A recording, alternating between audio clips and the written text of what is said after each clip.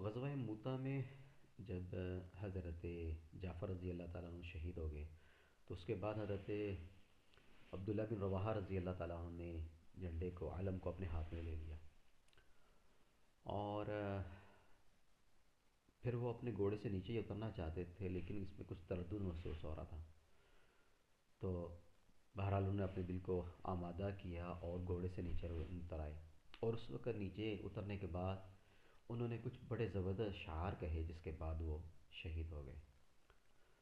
وہ فرمانے لگے کہ اے میرے نفس، تجھے قسم دے کر کہہ رہا ہوں کہ تجھے نیچے اترنا ہوگا، خوشی سے اتر یا ناگواری سے اتر.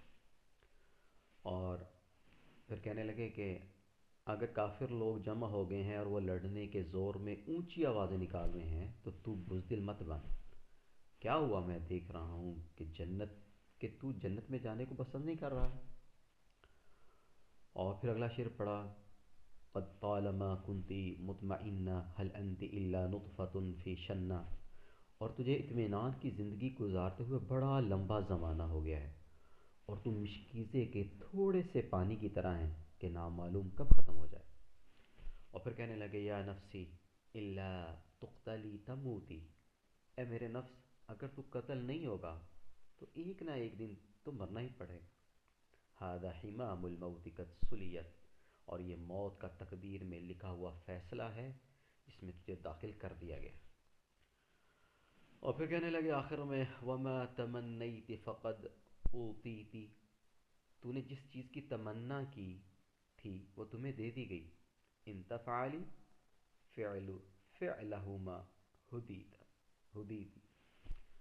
اگر تو ان دونوں حضرت زید اور حضرت جعفر جیسا کام کرے گا تو ہدایت پا لے گا.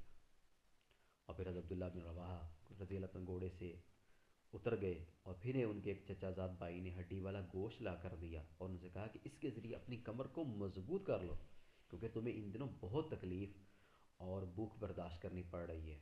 انہوں نے ان کے ہاتھ سے وہ گوشت لے کر ایک دفعہ دانتوں سے توڑ کر کھایا کہ اتنے میں انہوں نے لشکر کے کونے سے لوگوں کے اکٹھے ہو کر ہلہ بولنے کی آواز سنی.